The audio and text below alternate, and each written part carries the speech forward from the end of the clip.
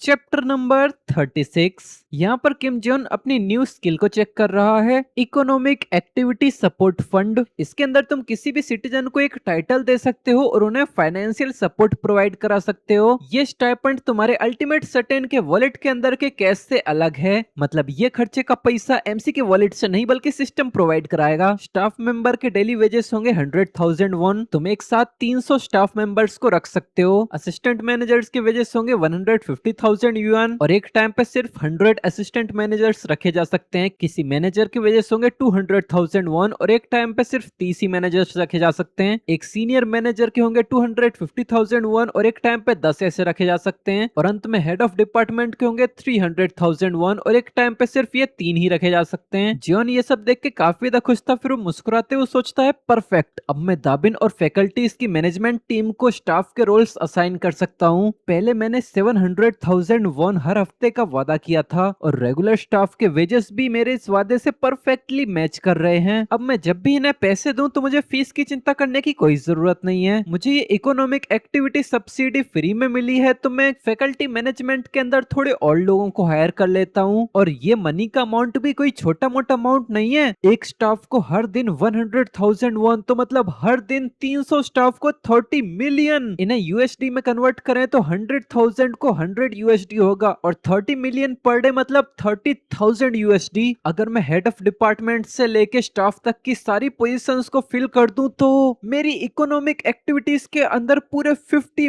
Million von हर दिन add up होते रहेंगे। इसका मतलब मैं टैक्स कलेक्शन स्किल से और भी ज्यादा रिवेन्यू कलेक्ट कर सकता हूँ और ये लोग शॉप के अंदर जो पैसा खर्च करेंगे उसमें भी मेरे प्रॉफिट का एक पार्ट होगा। तो ज्यादा से ज्यादा प्रॉफिट कमाने के लिए मुझे जितने ज्यादा हो सके उतने ज्यादा सिटीजन्स को टाइटल देना चाहिए। और फैकल्टी मैनेजमेंट के अलावा और क्या ही अप्रोप्रिएट टाइटल्स हो सकते हैं? हाँ, फैकल्टी मेंटेनेंस, क्लीनिंग और सिक्योरिटी वाला भी काम चलेगा।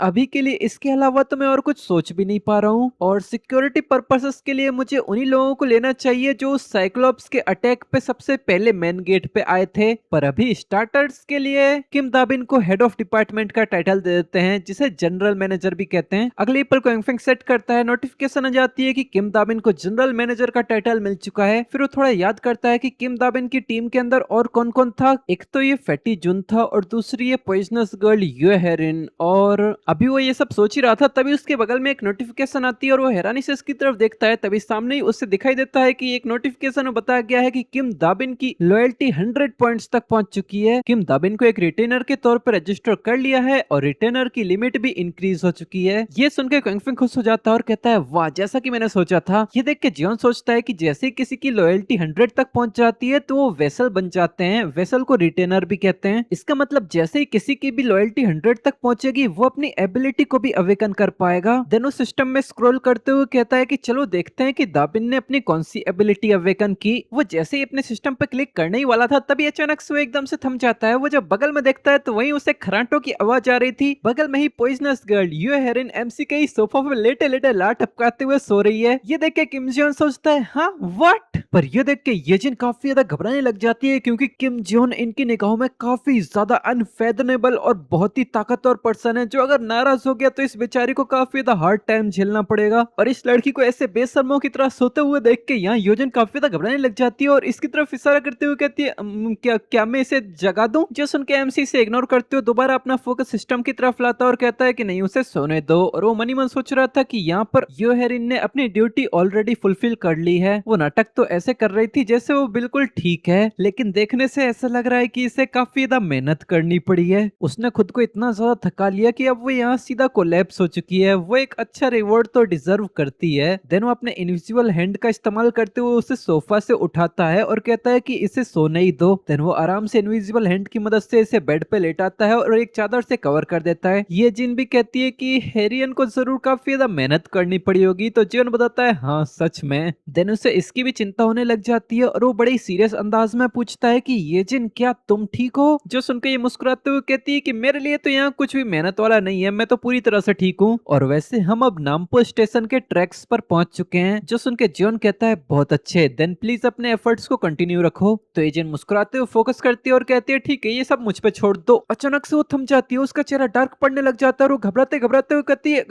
ये ये रिएक्शन देख के एमसी भी हैरान हो जाता है और पूछता है हाँ क्या हुआ। वो भी अपनी अल्टीमेट आइस का इस्तेमाल करते हुए इसके चूहों से कांटेक्ट करने की कोशिश करता है। सामने ये जिन के पसीने छूट रहे थे और वो बताती है कि मेरा इन चूहों से जो लिंक था वो मैं अब उस लिंक को कनेक्ट नहीं कर पा रही हूँ। वो यहाँ काफी ज्यादा पैनिक करने लग गई थी, पर ये देख के एमसी थोड़ा हैरान हो जाता है और कहता है हाँ ये आखिर तुम्हारा कहने का मतलब क्या है, अचानक से ये कैसे। तभी ये जिन एक गहरी सांस भरते हुए कहती है कि 1 मिनट रुको मुझे चेक करने दो। फिर वो पूरे फोकस के साथ अपनी आंखें बंद करके अपने चूहों को सेंस करने की कोशिश करती है। थोड़ी ही देर में वो अपनी निराशा से भरी आंखें खोलती है और काफी ज्यादा धीमी आवाज में बताती है कि दूरी हमारी कनेक्शन के लिए दूरी काफी ज्यादा हो गई है। पर ये सब सुन के आज जियो ना भड़बड़ाने लगा है और वो कहता है कि ये तो पहले सब कुछ ठीक चल रहा था, फिर अब क्या हुआ। तभी एकदम से ये जिन बताती है कि लगता है अगर लिंक पहले से कनेक्ट हो गया हो तो तुम थोड़ा और दूर तक जा सकते हो, चाहे रेंज थोड़ा और बाहर क्यों ना हो, लेकिन मेरी ये लिंक की रेंज सिर्फ सेंट्रल स्टेशन तक ही जाती है। ये सुन के अब किम जॉन को काफी ज्यादा इरिटेशन और गुस्सा आने लगता है और वो अपने दांत पीसते हुए कहता है कि अब हम क्या करें। और वो मनी मन सोच रहा था कि ये सब कुछ अभी होना था, बस चांगली सी स्टेशन के दूसरी तरफ मेरी फैमिली वहां मेरा घर पे इंतजार कर रही है। मैं सीओ योजन के चूहों का इस्तेमाल करके मेरे घर की सिचुएशन पहले चेक करना चाहता था। Damn it. फिर वो अपनी मुट्ठी बनाते हुए कहता है ये जिन मुझे पता है ये थोड़ा ज्यादा ही परेशानी भरा होगा, पर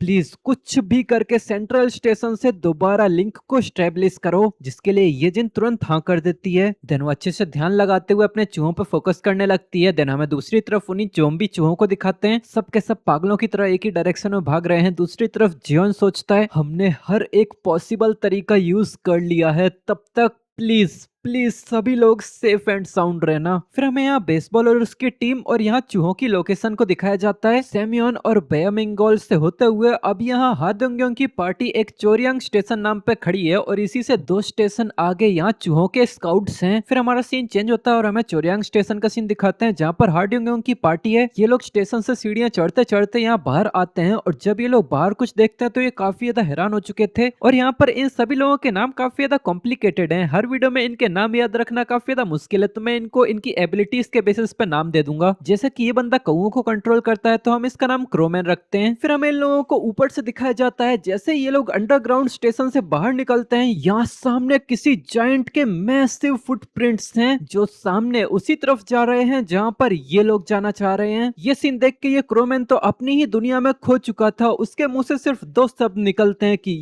ये तो इनक्रेडिबल है। तभी आर्चर गर्ल इसको याद दिलाती है कि अपने कौवे का इस्तेमाल करके आगे का रास्ता स्काउट करो, जिसपे ये होश में आके अपने कौवे को सीधा आसमान में उड़ाते हुए कह देता है ठीक है अभी करता हूँ। तो अब ये कौवा उड़ान भरता है, सीधा आसमान में घूमने लगता है। ये देख के बंदा कहता है ये सब यहाँ आसपास देखने से ऐसा लग नहीं रहा है कि यहाँ पर कोई मॉन्स्टर्स हैं भी। तभी बैटमैन कहता है हाँ, इवन चोरियां स्टेशन पे भी एक सिंगल गोब्लिन तक दिखाई नहीं दिया। अच्छा ही हुआ उस जायंट ने यहाँ चारों तरफ तबाही मचा दी, अब यहाँ कोई मॉन्स्टर है नहीं तो हम आसानी से यहाँ से निकल सकते हैं। जो सुन के क्रोमैन थोड़ा हिचकिचाते हुए कहता है हाँ शायद तुम सही कह रहे हो, इस जगह की स्टेट को देखकर कोई भी सेम पर्सन दोबारा यहाँ आने की कोशिश नहीं करेगा। पर वो हीलर गर्ल पीछे से काफी ज्यादा पैनिक करने लगी थी। वो घबराते घबराते कहती है कि पर यहाँ पर अभी रात होने वाली है, क्या ये सेफ होगा? क्या हमें एक सेफ प्लेस ढूंढनी चाहिए जहाँ पर हम पहले ये रात गुजार सकें, फिर सुबह सुबह यहाँ से निकल चलेंगे। जो सुनकर ये आर्चर लड़की मुस्कुराते हुए इसकी तरफ देखती है और कहती है कि चिंता मत करो, हमने गॉब्लिन्स के बिहेवियरल पैटर्न्स को देखा है। एक्चुअली इनके आगे नाइट में ज्यादा सेफ रहता है, नाइट टाइम पे ये गॉब्लिन्स छुपना ज्यादा पसंद करते हैं। देन बेसबॉल थोड़ा सोचों पड़ जाता है, फिर थोड़ी देर सोचने के बाद वो बताता है कि हम अभी निकल रहे हैं यहाँ से, अगर यहाँ कुछ खतरनाक चीज आ भी जाती है तो भी किम जॉन हमें दोबारा समन कर लेगा। तभी इन लोगों के आगे एक चूहा जाता है जो स्क्विक स्क्विक करके इनका ध्यान अपनी तरफ खींचता है। ये देख के क्रोमैन कहता है ये तो येजिन का माउस है, क्या ये कुछ इशारा कर रहा है? चलो इसे ही फॉलो करते हैं। फिर हमारा सीन चेंज होता है, ये लोग चूहे को फॉलो करते करते ही ये काफी बड़े ओपन एरिया में आ चुके हैं। आसपास देखते हुए क्रोमैन कहता है कि ये बुसांग स्टेशन तो अब किसी लेक नदी के जैसा लग रहा है, आखिर ऐसा हुआ कैसे? क्या ये दोबारा से उसी जायंट का काम है? ये सुन के आर्चर कहती है कि शायद लगता है ये बिल्डिंग जमीन पर गिर के टकरा गई थी और इसी वजह से यहाँ इतने सारे गैप्स बन गए। फिर हमें इनके बगल वाली इस नदी को दिखाते हैं जिसके अंदर से कुछ तो क्रिएचर सा बाहर आता है और हमें देखने से ऐसा लग रहा है कि ये कोई सुंदर सी लड़की है। ये बाहर निकलती है इनके बगल बगल से। यहाँ क्रोमैन के सेंसस काफी तेज थे, वो तुरंत ही बगल में देखने की कोशिश करता है कि ये आवाज कैसी थी। तभी बगल में से कोई पूछता है कि क्या हुआ, तो ये बताता है कि नहीं, मैंने कुछ तो अजीब सी आवाज सुनी। तभी उसे सामने कुछ दिखाई दे जाता है और वो काफी ज्यादा शॉक हो चुका था। देन वो उंगली से सामने की तरफ इशारा करते हुए बताता है कि देखो देखो, वहां पर कुछ तो है उस पत्थर पर, इसकी परछाई देखने से कोई औरत या कोई मरमेड जैसी लग रही है। सभी लोग जब ध्यान से इसको देखने की कोशिश करते हैं तो कोई कहता है हाँ यहाँ पर कोई तो है, क्या ये कोई पर्सन है? नहीं, ये देखने से तो कोई औरत लग रही है। तभी किसी की नजर इसके पैरों की तरफ जाती है और वो देखते हुए कहता है अरे नहीं, एक मिनट रुको, नो